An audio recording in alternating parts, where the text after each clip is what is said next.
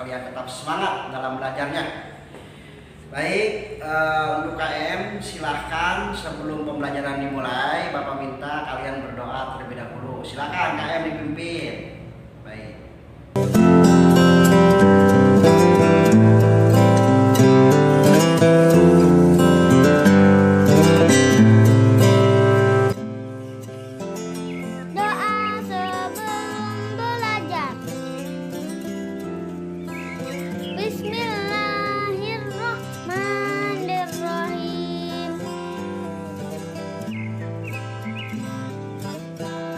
Raditu billahi rabba wa bil islami dina wa bi muhammadin nabiyya wa rasula rabbi zidni ilman warzuqni fahman. Artinya, kami ridho Allah sebagai Tuhanku, Islam sebagai agamaku, dan Nabi Muhammad sebagai Nabi dan Rasul. Ya Allah, tambahkanlah kepadaku ilmu dan berikanlah aku pengertian yang baik.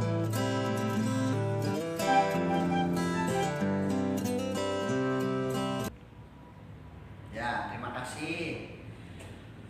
Oke, kita mulai saja anak-anakku sekalian ya. Untuk materi kita kali ini adalah sebelumnya Bapak ucapkan Assalamualaikum warahmatullahi wabarakatuh. Semoga kalian dalam menghadapi belajar ini tetap semangat dan bisa tetap konsentrasi untuk belajar. Baik, anak-anakku sekalian yang Bapak cintai dan Bapak banggakan, untuk pertemuan kita kali ini Bapak akan membahas tentang masalah Nabi Muhammad panutanku ya. Kalian tahu Nabi Muhammad? Nabi Muhammad itu adalah nabi kita semua, khotamin nabiyyin atau penutup para nabi ya gitu. Jadi perlu kita ketahui anak-anakku sekalian bahwa nabi dan rasul itu yang wajib kita ketahui ada 25 ya. Ada 25 ya. Nah, dari ke-25 nabi dan rasul ini, 25 nabi dan rasul ini ya. Rasul ini ada nabi yang terakhir, ada nabi yang terakhir ya, yakni Nabi Muhammad Sallallahu Alaihi Wasallam. Nah, beliau diutus oleh Nabi sebagai nabi penutup ya. Tidak ada lagi nabi-nabi lain ya terkecuali Nabi Muhammad. Nah, Nabi Muhammad ini adalah nabi yang terakhir yang harus kita taati dan patuhi perintahnya karena beliau membawa risalah dari Tuhan ya, dari Allah Subhanahu wa taala berupa wahyu atau mukjizat yang terbesar yang diberikan kepada Nabi Muhammad adalah Al-Qur'an. Betul ya. Baik. Nah, Al-Qur'an ini adalah sebagai petunjuk atau pedoman hidup bagi semua umat muslim yang ada di dunia. Karena Nabi Muhammad adalah nabi yang menyempurnakan ajaran agama-agama Tuhan dari semenjak Nabi Adam sampai Nabi Isa alaihissalam. Karena nabi dan rasul yang wajib kita ketahui ada 25 rasul atau nabi. Nah, gitu. Nabi Muhammad ini mempunyai sifat-sifat kenabian ya. Yang pertama Siddiq. Apa itu Siddiq? Siddiq adalah benar. Nah, yang kedua tabligh ya. Apa itu tabligh? Tabligh adalah menyampaikan segala wahyu atau perintah-perintah Allah kepada umatnya. Nah, terus yang berikutnya adalah amanah. Nah, amanah ini orang yang bisa dipercaya gitu kan, selalu amanah Nabi Muhammad itu. Bahkan sejak kecil Nabi Muhammad dijuluki dengan gelar Al-Amin, orang yang dapat dipercaya karena saking amanahnya Nabi Muhammad. Nah, yang berikutnya adalah tabligh, sidik, ya, sidik, tabligh, amanah, fatonah yang terakhir. Ya. Apa itu fatonah? Fatonah adalah cerdas. Ya. Jadi tidak mungkin Nabi bodoh, tidak mungkin Nabi tidak tahu apa-apa. Nabi dan Rasul itu semuanya cerdas. Ya, apalagi Nabi kita, Nabi zaman, Nabi penyempurna, ya, sebagai kekasih Allah, ya, Habibullah, ya Nabi Allah Muhammad Sallallahu Alaihi Wasallam. Nah, jadi sifat-sifat yang harus dimiliki oleh Nabi, ya, dan Nabi pasti memiliki sifat itu, ya, sidik, tabligh, amanah, fatonah. Nah, gitu kan. Nah, bagaimana cara menerapkan nilai-nilai, ya, keteladanan dari Nabi kita, Nabi Muhammad SAW dalam kehidupan sehari-hari, ya. Apa? Iya, percaya diri. Ya, baik.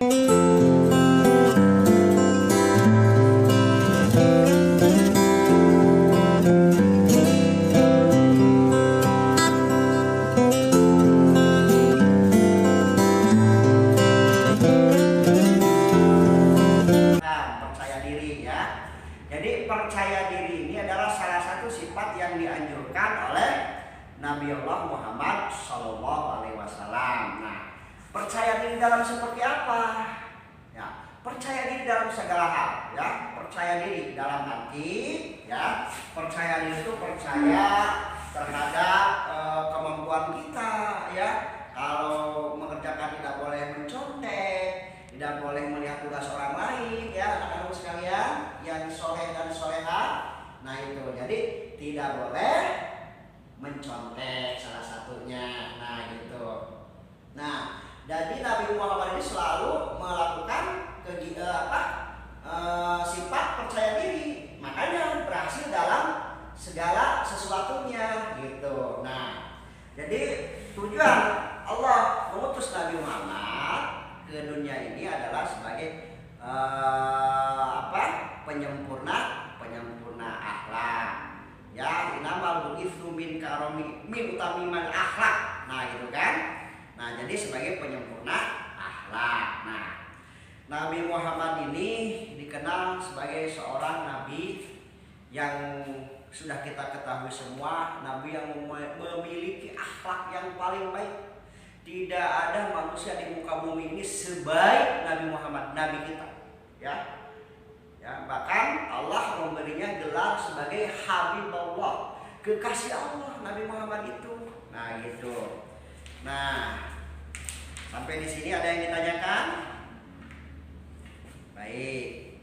Nah, jadi sifat-sifat percaya diri yang dilakukan oleh Nabi Muhammad harus kita teladani, harus kita ikuti, gitu kan? Nah, itu yang dimaksud dengan percaya diri. Percaya diri, ya, percaya diri atau optimis, ya.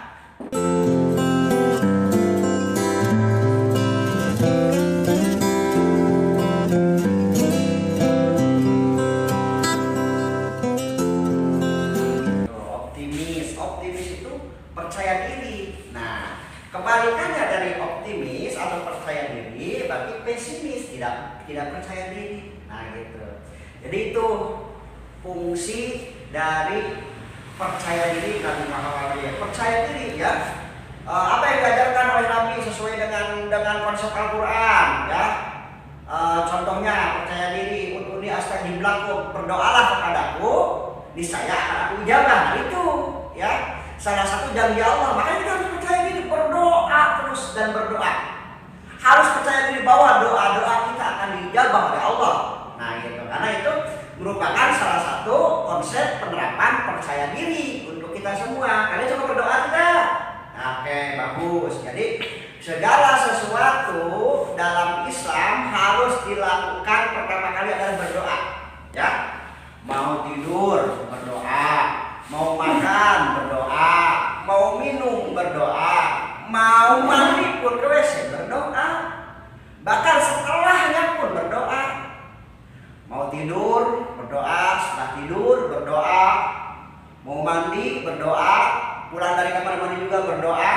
Nah itu salah satu penerapan konsep percaya diri. Jadi percaya bahwa doa-doa kita akan dijabah oleh Allah, gitu kan? Karena sesuai dengan janji Allah, gitu kan? Allah akan senantiasa mengijabah atau mengabulkan doa-doa yang kita panjatkan. Nah itulah ajaran percaya diri yang sesungguhnya yang diajarkan oleh Kanjeng Nabi Muhammad SAW kepada kita semua selaku umatnya. Nah gitu anak-anakku sekalian ya. Makanya kita harus percaya diri. Ya tidak ada anak yang bodoh, tidak ada anak yang tolol. Semuanya anak berpotensi, semuanya anak memiliki kemampuan. Kamu juga semua memiliki kemampuan, ya. Walaupun kemampuan si Ambi sama si Ina pasti akan berbeda. Ina sama Wiwin akan berbeda juga. Wiwin misalnya dia mampu berolahraga di bidang voli, ya. Ina dia pandai berolahraga di bidang bulu tangkis. Nah itu kelebihan atau kemampuan itu ya yang membeda-bedakan. Jadi tidak ada manusia yang bodoh, tidak ada anak yang bodoh, yang ada adalah anak yang kurang menghafal, anak yang tidak rajin menghafal. Nah kalau tidak rajin menghafal berarti otomatis kepercayaan dirinya akan berkurang, begitu ya. Jadi kalau belajar itu harus sungguh-sungguh dan percaya diri. Dengan apa caranya? Belajar, ya. Menyimak, mendengarkan, mengerjakan tugas-tugas atau materi dari ibu dan bapak guru yang ada di sekolah. Nah, oleh karena itu, kamu di rumah dihafalkan lagi materi-materi yang sudah dipelajarkan oleh ibu dan bapak guru ini, ya, diterapkan lagi di rumah, ya. Tadi sekarang contoh bapak sekarang belajar tentang masalah percaya diri Nabi Muhammad, ya. Nah, percaya diri seperti apa? Seperti yang akan diutarakan di muka oleh bapak, ya. Percaya diri bahwa kita mampu, bahwa kita bisa, bahwa kita mampu melakukannya. Nah, gitu kan. Jadi karena manusia ini diberikan kelebihan oleh Allah, diberikan kelebihan oleh Tuhan, ya.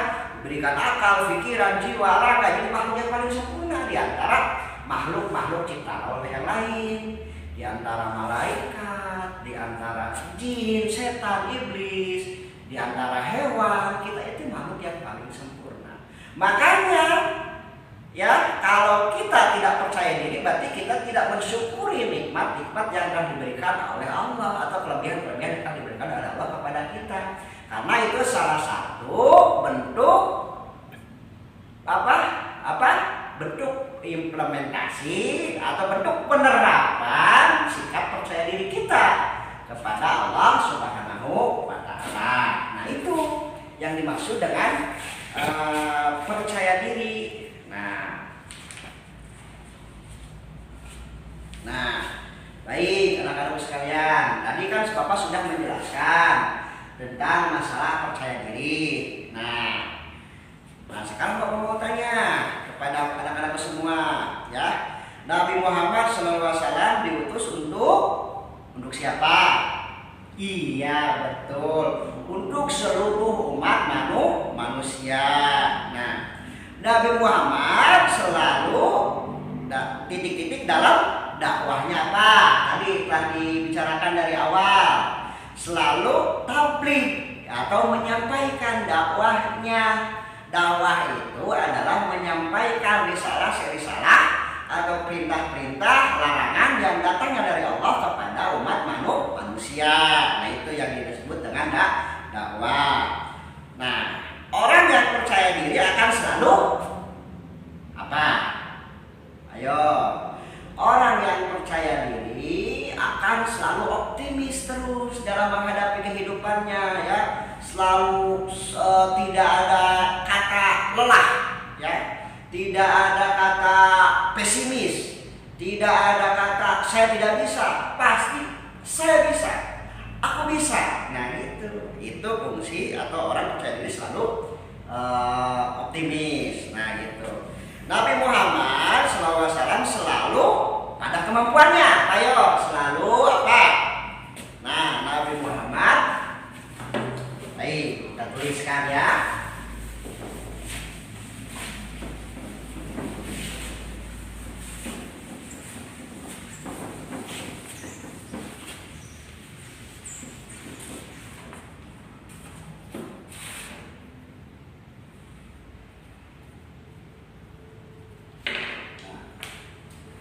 Ayo berbakti.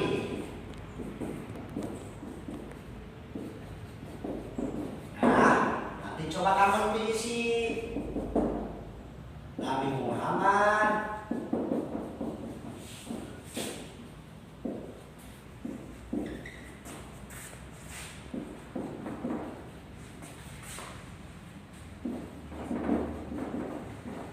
diutus Allah untuk apa tadi? Menyampaikan risalah-risalah yang isinya tentang perintah dan larangan dari Allah Subhanahu wa Ta'ala. Silakan kamu isi. Nah, ayat nomor 2.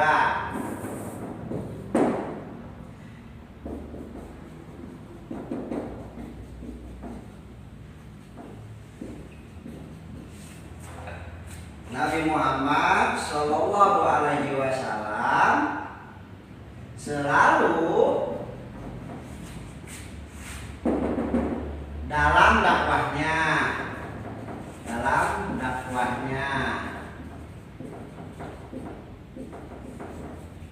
selalu apa?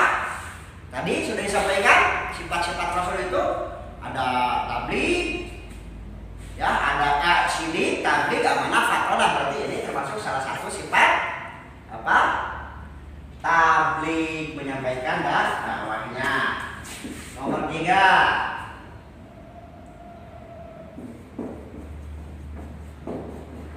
orang yang selalu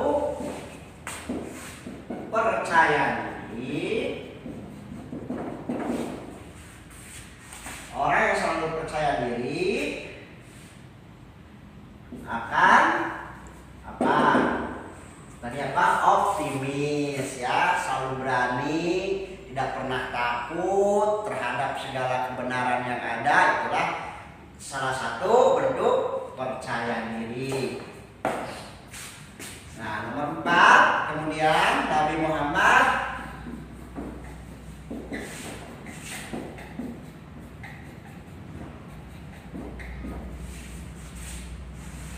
Sallallahu Alaihi Wasallam selalu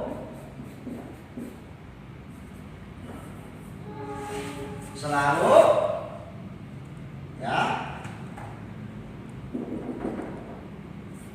pada kemampuannya,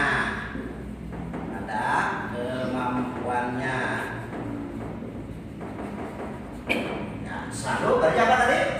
Nabi Muhammad selalu percaya diri. Nah, yang berikutnya, orang yang apa? Selalu memegang teguh pendirian dan tidak ragu-ragu.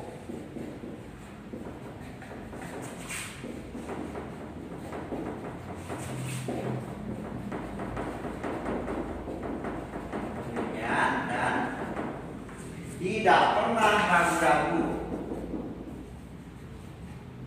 Tidak pernah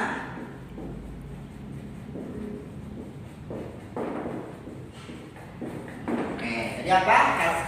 Yang tepat untuk mengisi titik ini, orang yang percaya diri selalu memegang teguh pendirian dan tidak pernah ragu-ragu. Ya, itu. Nah,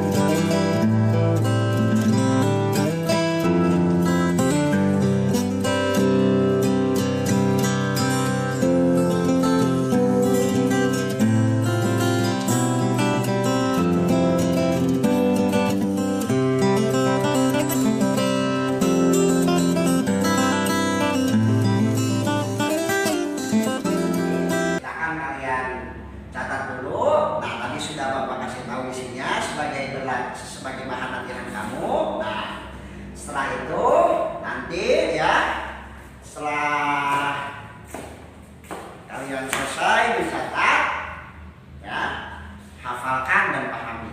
Ya. Sebelum sambil berjalan kalian mencatat ini, ada yang ditanyakan? Ada? Oh iya, silakan Irma, bagaimana?